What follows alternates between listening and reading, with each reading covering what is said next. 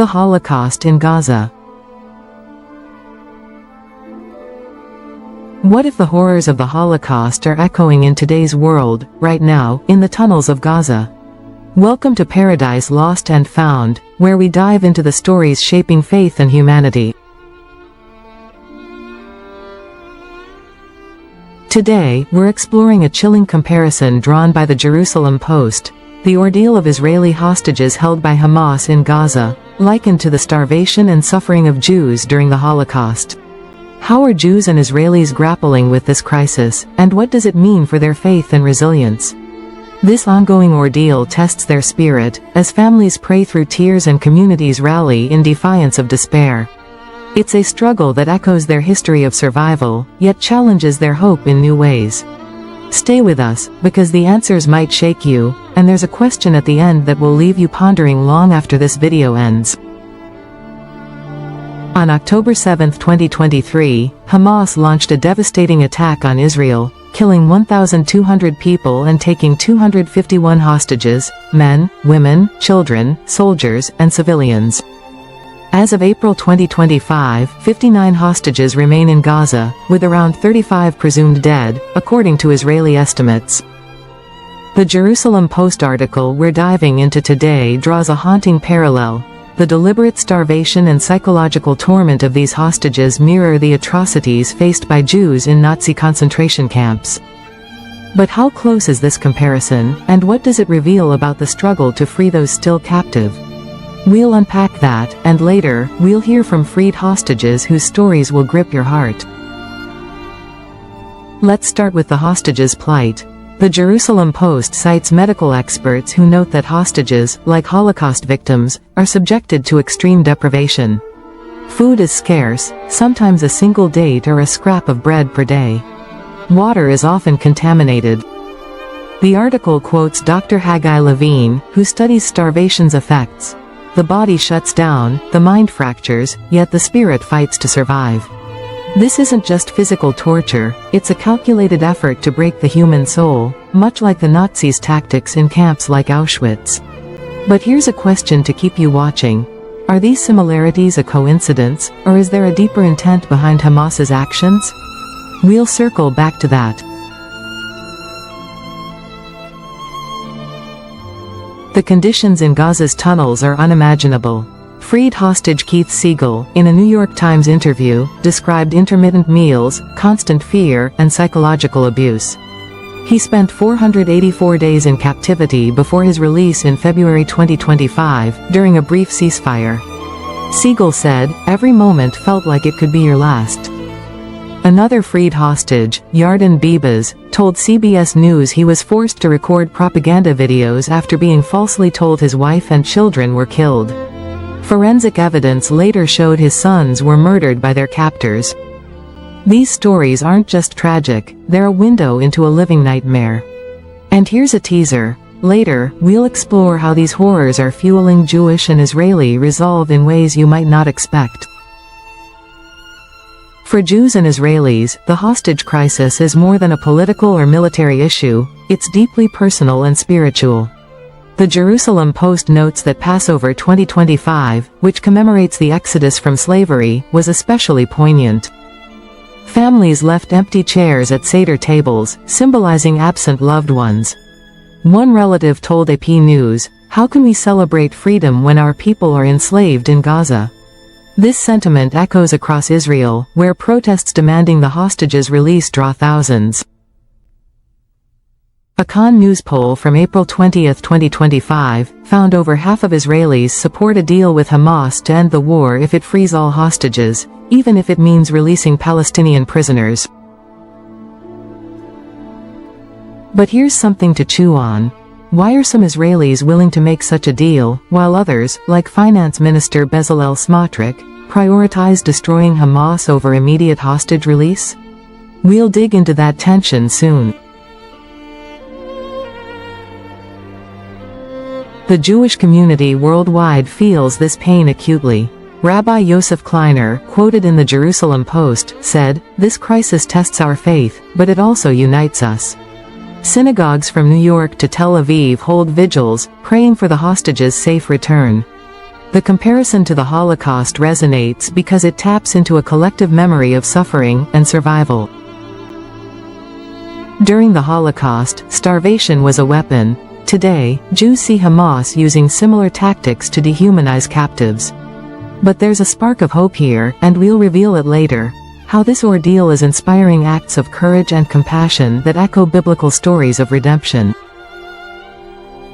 Now, let's look at the struggle to free the hostages. Negotiations have been a roller coaster.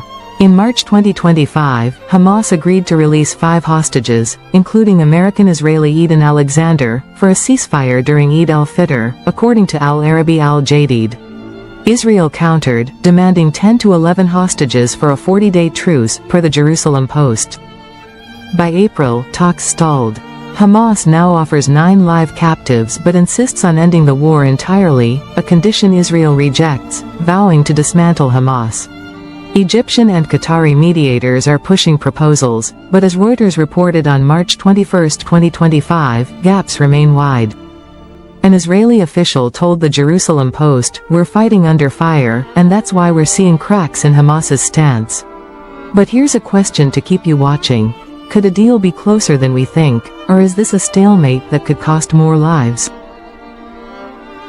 The Israeli government faces intense pressure. Prime Minister Benjamin Netanyahu has called the talks effective, but insists on military pressure to weaken Hamas. Defense Minister Israel Katz, in a March 29 statement, urged Gazans to demand Hamas's removal and the hostages' release, citing protests in Beit Lahia where hundreds marched against Hamas rule, frustrated by the ongoing war's toll. Yet, Finance Minister Smotrich sparked outrage among hostage families by saying destroying Hamas is more important than immediate releases, per the Jerusalem Post on April 21. This divide reflects a deeper dilemma: can Israel balance justice with compassion? Stay tuned, because we'll explore how faith shapes this debate in ways that might surprise you. For freed hostages, the fight continues. Yarden Bibas, released in January 2025, campaigns tirelessly for those still captive, including his friend David Cuneo. He told CBS News, "Every bomb in Gaza risks their lives." Tal Shoham, freed after 471 days, described the tunnel's darkness and shared fears for friends like Guy Gilboa Dalal, still held.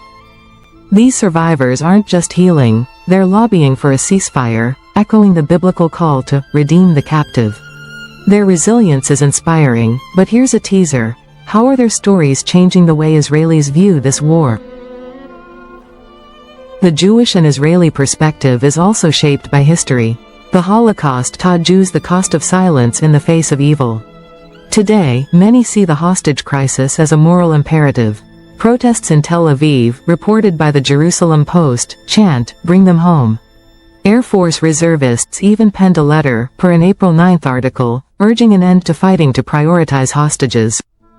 This activism reflects a faith-driven belief in Pikuach Nefesh, the principle that saving a life overrides almost all else. But here's a question to ponder. Is this unity enough to overcome political divides, or will it deepen them? We'll touch on that soon. Globally, the crisis stirs debate.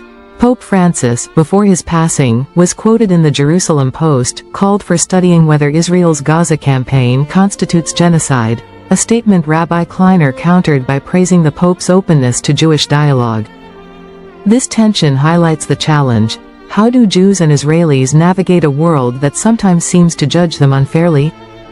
The answer lies partly in their strong faith. Psalms 121, often recited in vigils, says, "My help comes from the Lord." This belief fuels hope, even in darkness. And here's something to anticipate. We'll share a story of compassion that shows this faith in action. Let's reflect on a story of hope. In March 2025, a Gazan doctor, risking his life, smuggled medical supplies to a hostage, later freed, who was suffering from untreated wounds. This act, reported by Reuters, reminds us of the Good Samaritan, a stranger's kindness in a time of despair. It's a glimmer of humanity amid horror, showing that even in conflict, compassion can break through. But here's a question: can such acts bridge the divide, or are they fleeting in the face of war? As we close, the Gaza hostage ordeal remains a test of humanity. The Jerusalem Post's comparison to the Holocaust underscores the stakes. Starvation, torture, and fear are tools of oppression, then and now. Yet, Jews and Israelis respond with protests, prayers, and persistence. Freed hostages like Keith Siegel and Yarden Bibas embody resilience, campaigning despite trauma. Families hold cedars with empty chairs, clinging to hope. So, here's the question that will linger. If the horrors of the past are repeating, what will it take for the world to act? Not just for the hostages, but for all caught in this conflict. The Jerusalem Post calls it a moral catastrophe. Israelis call it a fight for their loved ones. Jews call it a test of faith. What do you call it? Please hit that like button and leave your thoughts below. And subscribe and join us next time on Paradise Lost and Found, where we uncover the stories that challenge and inspire. Until then, keep asking, keep seeking, and keep the faith. Cheers.